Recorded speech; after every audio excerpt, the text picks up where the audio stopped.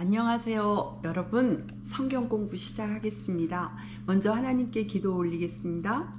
사랑하는 우리들의 아버지 하나님, 오늘도 변함없으신 사랑과 열심으로 주님의 말씀 듣게 해주셔서 감사합니다. 주님을 향한 우리의 사랑이 더욱 깊어지는 은혜로운 시간 되게 도와주옵소서. 예수님의 이름으로 기도드립니다. 아멘. 창세기 12장 5절 말씀입니다.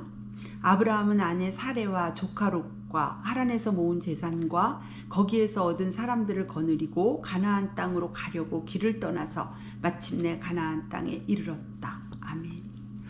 이 말씀을 통해 우리는 아브라함이 하란 땅을 떠날 때에 하나님의 뜻이 가나안 땅으로 가는 것임을 알고 있었다는 사실을 알 수 있습니다.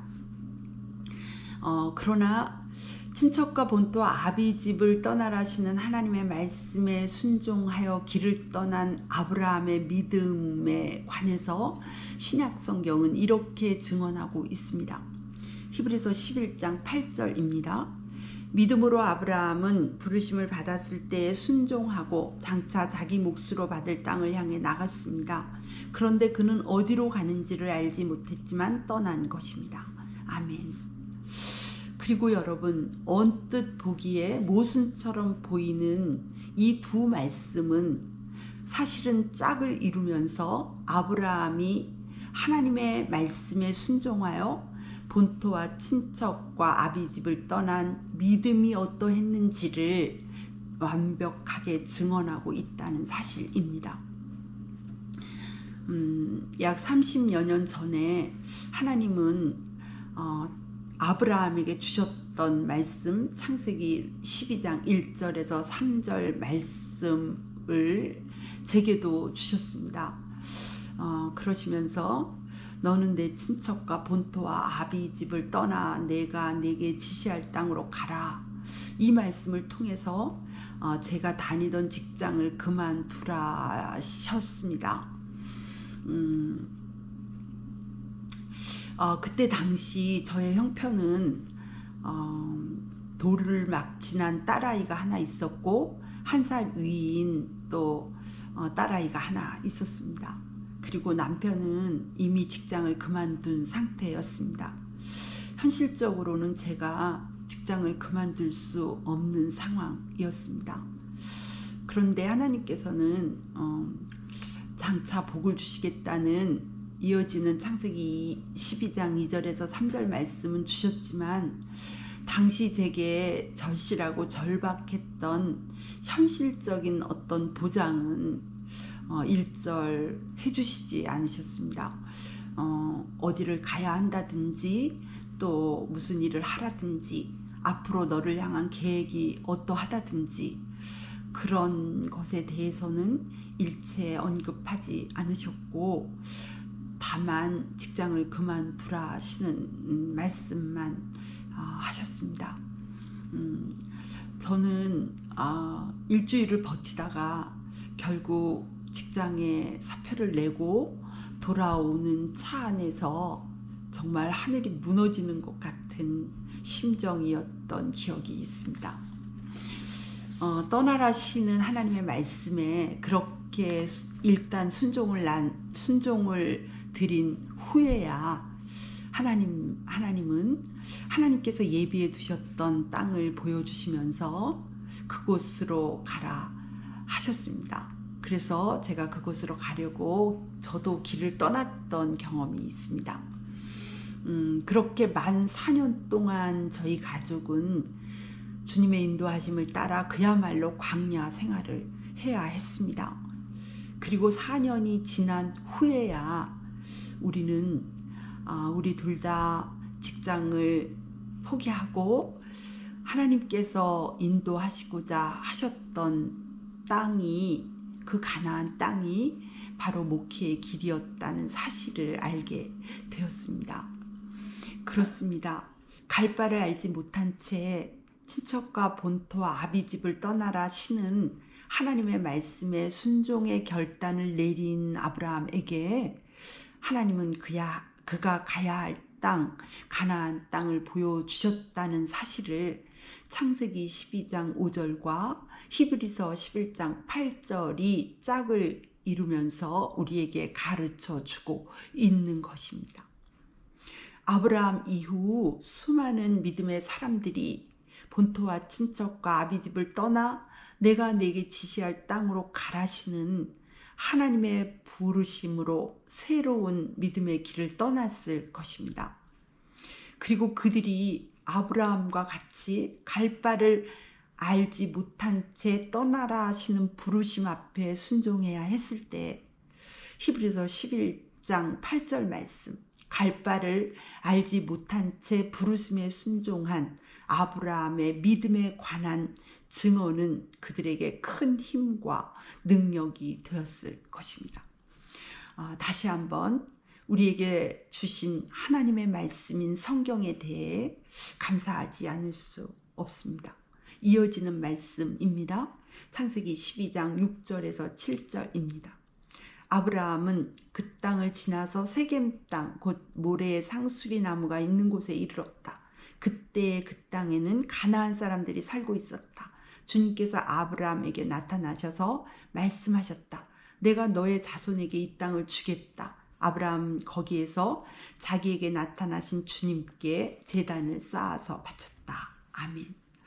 아브라함은 하나님의 말씀에 순종해서 가나안의 세겜 땅에 이르렀는데 그곳에는 이미 가나안 사람들이 살고 있었다고 성경은 증언합니다. 그럼에도 불구하고 하나님은 아브라함에게 그의 자손에게 그 땅을 주겠다라고 말씀하셨습니다. 자식이 하나도 없는 75세의 힘없는 한 나그네에게 말입니다. 가나안 사람들은 가나안 땅에서 나오는 온갖 풍성한 것들을 누리면서 그 모든 것이 자신들의 것인 줄 알았을 것입니다. 그러나 그 모든 것은 하나님의 것이었습니다. 그래서 가나안 사람들의 죄악의 분량이 가득 찬 그때에 가나안 땅은 가나안 땅의 주인인 하나님의 뜻대로 아브라함의 자손의 것이 되었음을 성경은 증언하고 있습니다. 그렇습니다, 여러분. 가나안 땅뿐만 아니라 우주 만물이 다 하나님의 것입니다. 시편 24편 1절은 이렇게 증언합니다. 땅과 거기에 충만한 것과 세계와 그 가운데 사는 자들은 다 여호와의 것이로다. 아멘. 하나님의 말씀대로 우리가 가진 모든 것과 우리가 누리고 있는 모든 것, 이 세상에 존재하는 모든 것, 우리 자신을 비롯한 이 세상에 존재하는 모든 사람들이 하나님의 것임을 우리 그리스도인들은 믿고 고백합니다. 그리고 이 믿음이 참되다면 그 어떤 것도 우리는 우리 마음대로 할 수 없을 것입니다. 다 주님의 것이니까요. 내 것만 내 마음대로 할 수 있는 법입니다. 우리가 하나님의 것이니 우리의 삶을 우리 마음대로 또 우리 좋을 대로 살 수 없고 다른 사람들도 다 하나님의 것이니 그들을 결코 내 마음대로 대할 수 없습니다. 사실 모든 것이 다 하나님의 것이라는 믿음이 참되다면 우리도 예수님처럼 나는 아무것도 내 마음대로 할 수 없다는 고백을 할 수밖에 없고 그렇게 살 수밖에 없습니다.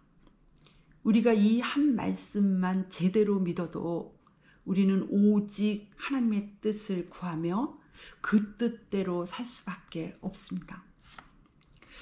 3주 전에 하나님께서 제게 손자를 주셔서 제가 좀 돌봐주고 있습니다. 그런데 손자에게 제가 해주고 싶은 대로 할 수가 없는 거예요. 손자에게 부모가 따로 있으니까요. 물론 딸과 사이가 제게 맡겼지만 제가 자꾸만 딸과 사이가 아기를 어떻게 돌보기를 원하는지를 살피게 되고 그들이 원하는 대로 돌보려고 마음을 쓰게 되더라고요. 제가 낳은 제 자식이 아니니까 너무 당연한 일이라고 생각합니다.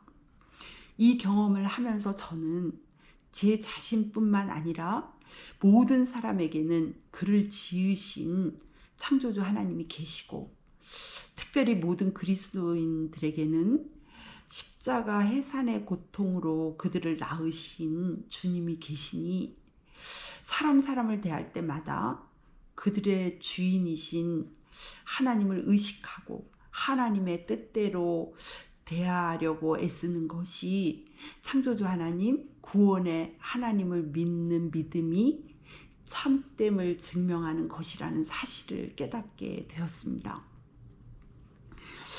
참 예수님의 말씀대로 생명으로 인도하는 믿음의 길은 좁고 협착한 길이 정말 맞습니다. 믿음으로 사는 것은 내 뜻 버리고 주님 뜻대로 사는 것입니다. 우리가 온전치 못할지라도 주님 뜻대로, 주님 말씀대로 살아야 한다는 사실을 인정하고 성령님의 도우심을 간청하고 의지하면서 그렇게 살려고 몸부림하며 가는 길이 믿음의 길입니다. 거기에는 끊임없는 회개와 또 끊임없는 기도의 삶이 있습니다. 그럴 때 그리스도의 보혈이 우리의 허물을, 그럼에도 불구하고 저지르는 우리의 죄악을 덮어주실 것입니다. 이 사실에 대해 성경은 이렇게 증언합니다. 로마서 8장 1절에서 4절입니다. 그러므로 그리스도 예수 안에 있는 사람들은 정죄를 받지 않습니다. 그것은 그리스도 예수 안에서 생명을 누리게 하는 성령의 법이 당신을 죄와 죽음의 법에서 해방하여 주었기 때문입니다.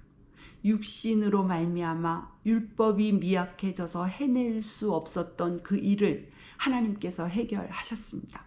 곧 하나님께서는 자기의 아들을 죄된 육신을 지닌 모습으로 보내셔서 죄를 없애시려고 그 육신에다 죄의 선고를 내리셨습니다. 그것은 육신을 따라 살지 않고 성령을 따라 사는 우리가 율법이 요구하는 바를 이루게 하시려는 것입니다. 아멘. 네.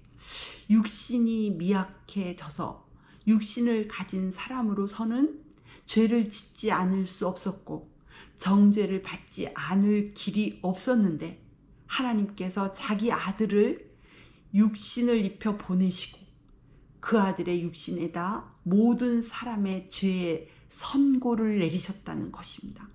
그 결과로 하나님의 아들은 십자가에서 죽으셨습니다.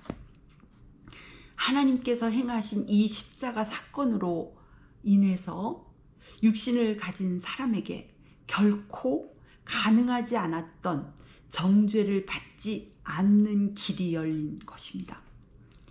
그런데 구체적으로 누가 정죄를 받지 않습니까? 성경은 그리스도 예수 안에 있는 사람이라고 말합니다. 그러면 예수 안에 있는 사람이라는 의미는 무엇입니까? 그것은 육신을 따라 살지 않고 성령을 따라 사는 사람입니다.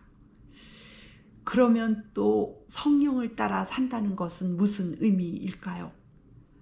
성경은 이것에 대해서도 로마서 8장 13절에서 설명하고 있습니다. 여러분이 육신을 따라 살면 죽을 것입니다. 그러나 여러분이 성령으로 몸의 행실을 죽이면 살 것입니다. 성령을 따라 산다는 것은 곧 성령으로 육체의 행실을 죽이고 하나님께서 원하시는 삶을 산다는 것을 의미합니다. 성령을 따라 죽여야 할 육체의 행실에 대해서도 성경은 가르쳐주고 있습니다. 갈라디아서 5장 19절에서 21절입니다. 육체의 행실은 환히 드러난 것들입니다. 곧 음행과 더러움과 방탕과 우상숭배와 마술과 원수매증과 다툼과 시기와 분냄과 분쟁과 분열과 파당과 질투와 술취함과 흥청망청 먹고 마시는 노름과 그와 같은 것들입니다. 내가 전에도 여러분에게 경고하였지만 이제 또다시 경고합니다. 이런 짓을 하는 사람들은 하나님의 나라를 상속받지 못할 것입니다. 아멘. 오늘 말씀을 통해 다시 한번 우리 믿음을 점검하며 참 믿음의 길을 걸어가는 저와 여러분이 되어야겠습니다. 기도하시겠습니다. 사랑하는 아버지, 오늘 말씀을 통해 우리 모두에게 깨달음을 주시고 참 믿음의 길로 인도하여 주시옵소서. 예수님의 이름으로 기도드립니다. 아멘.